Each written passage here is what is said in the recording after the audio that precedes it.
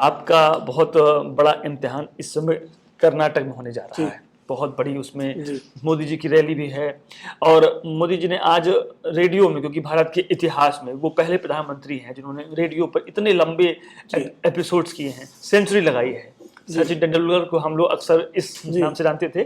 तो सबसे पहले तो मैं आपसे यही बात करूंगा, कर्नाटक चुनाव में कितनी मुश्किलें या कितना आसान है आपके लिए ये चुनाव? भारतीय जनता पार्टी पार्लियामेंट से लेकर पंचायत तक जी हर चुनाव को एक चुनौती के रूप में लेती है। बिल्कुल, क्योंकि हर चुनाव को जीतने का हमारा लक्ष्य होता है। बिल्कुल।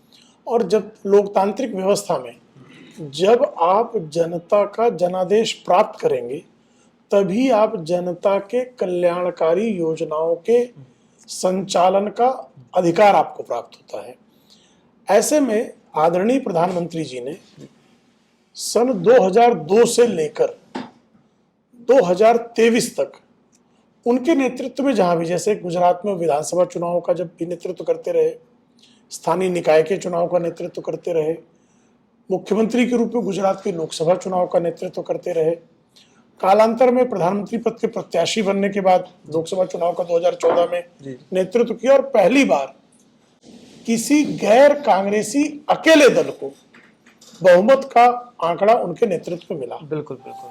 भारतीय जनता पार्टी को जब 272 प्लस का नारा उन्होंने दिया था तो लोगों ने मखौल उड़ाया था, विशेष करके कांग्रेस के।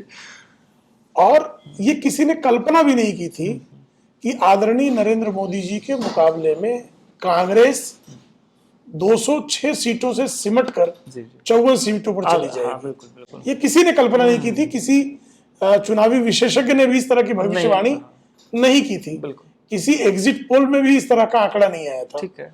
तो उसी तरह से कर्नाटक के चुनाव में भी आपने देखा होगा कि 2013 में हम कर्नाटक में विधानसभा चुनाव बुरी तरह हार गए थे। बिल्कुल, बहुत बेकार। लेकिन 2014 में जैसे ही आदरणीय नरेंद्र मोदी जी का नेतृत्व प्राप्त हुआ, हमने कर्नाटक में लोकसभा चुनाव में जबरदस्त विजय हासिल की। बिल्कुल। पिछली बार सारी एग्जिट पोल्स, ओपिनियन पोल्स, आप पिछली बार का उठाकर देख लीजिए कर्नाटक के चुनाव का, सब जो है सिद्धारमैया के नेतृत्व वाले कांग्रेस को एज दे रहे थे। बिल्कुल। और भारतीय जनता पार्टी को दूसरे नंबर पर कोई 55 सीट दे रहा था, कोई 90 सीट के ऊपर कोई देने को तैयार नहीं था। और भारतीय जनता पार्टी को तब भी 106 सीटें मिली थी।